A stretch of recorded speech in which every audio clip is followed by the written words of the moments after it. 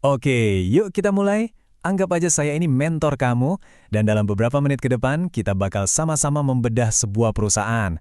Tapi kita nggak akan pakai rumor atau gosip ya, kita akan langsung lihat data dan angka yang sesungguhnya. Kita semua pasti pernah kan di posisi ini, ngeliatin saham yang lagi rame dibicarain, terus mikir, ini beneran perusahaan bagus atau cuma rame sesaat aja ya? Nah, tenang, hari ini kita akan bongkar tuntas cara membedakannya. Dan biar gak cuma teori, kita langsung praktek aja pakai studi kasus beneran.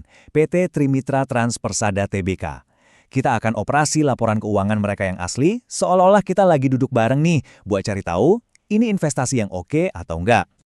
Sebelum kita loncat ke angka-angka yang bikin pusing, seorang mentor itu pasti nanya dulu, sebenarnya perusahaan ini bisnisnya ngapain sih?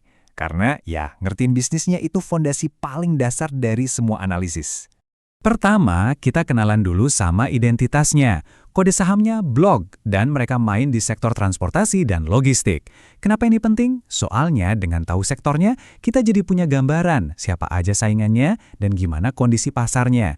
Ini langkah awal buat paham medan perang mereka. Jadi, mereka jualan apa? Gampangnya gini, mereka itu kayak tulang punggung yang ngurusin pergerakan barang. Mulai dari ngangkut barang pakai truk, nyimpan di gudang, sampai ke penyimpanan khusus yang butuh suhu dingin atau cold storage. Nah, ingat-ingat ini ya, karena setiap rupiah pendapatan yang nanti kita lihat, asalnya ya dari kegiatan-kegiatan ini. Oke, sekarang kita masuk ke jeroannya. Bagian pertama dari laporan keuangan, neraca, atau nama kerennya laporan posisi keuangan. Anggap aja ini tuh potret kesehatan keuangan perusahaan pada satu waktu tertentu. Gak usah pusing sama istilah akuntansi yang ribet.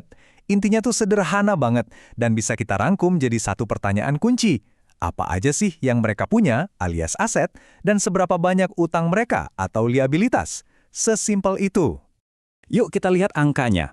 Total aset perusahaan ini, yang kodenya BLOG, nyampe 1,31 triliun rupiah. Coba bayangin ini tuh nilai gabungan dari semua truk, gudang, sampai duit kas yang mereka punya. Angka segede ini nunjukin seberapa besar skala operasi mereka di industri logistik. Nah, ini dia bagian yang menarik. Lihat deh, aset mereka itu nilainya lebih dari 2 kali lipat total utangnya. Ini lampu hijau pertama yang gede banget. Artinya apa? Artinya perusahaan ini punya bantalan finansial yang kuat dan gak terlalu bergantung sama utang buat jalanin bisnisnya. Ini ciri-ciri perusahaan yang fondasinya kokoh. Kalau tadi neraca itu fondasinya, nah laporan laba rugi ini ibarat mesinnya. Dari sini kita bisa lihat bisnis ini beneran ngasilin duit atau enggak. Kita mulai dari yang paling atas, pendapatan.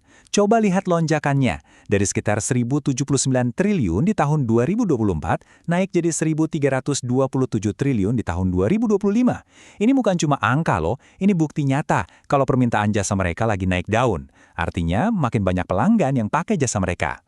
Pendapatan gede itu bagus, tapi yang paling penting kan berapa yang nyisa di kantong, betul? Dan di sini kita lihat, laba bersihnya juga ikutan tumbuh dari 111 triliun jadi 144 triliun. Nah, ini poin krusialnya. Pertumbuhan mereka itu berkualitas. Mereka nggak cuma gede, tapi juga untung. Oke, sekarang kita naik level nih. Analisis yang lebih dalam lagi. Laporan arus kas. Anggap aja ini semacam tes realita buat ngecek kesehatan perusahaan yang sebenarnya. Ada pepatah lama di dunia investasi yang bunyinya gini. Laba itu opini, tapi uang tunai itu fakta. Kenapa? Soalnya, angka laba itu bisa dipengaruhi banyak aturan akuntansi, bisa dipercantik. Tapi uang tunai yang beneran masuk dan keluar dari rekening bank itu nggak bisa bohong. Dan ini dia angka kuncinya, 178 triliun rupiah.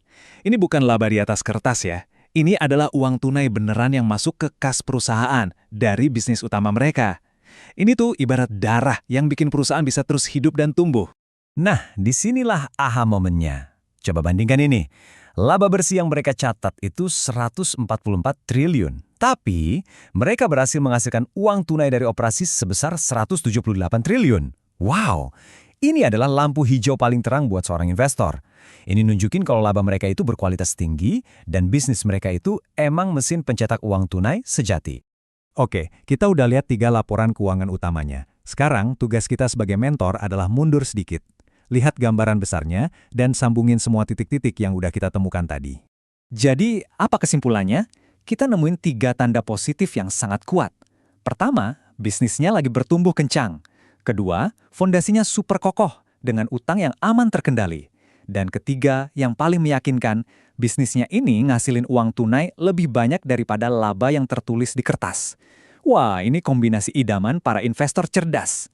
Ingat, setiap angka itu menceritakan sebuah kisah. Dan dari data yang kita bedah barusan, kisah tentang blog ini adalah kisah tentang sebuah perusahaan yang nggak cuma tumbuh, tapi juga untung dan punya struktur keuangan yang solid banget. Kerangka kerja yang barusan kita pakai ini bisa kamu terapkan buat menganalisis perusahaan manapun loh. Nah, sekarang giliran kamu. Dengan kacamata baru ini, perusahaan apa yang mau kamu bedah selanjutnya? Dan kira-kira kisah menarik apa yang bakal kamu temukan di balik angka-angkanya?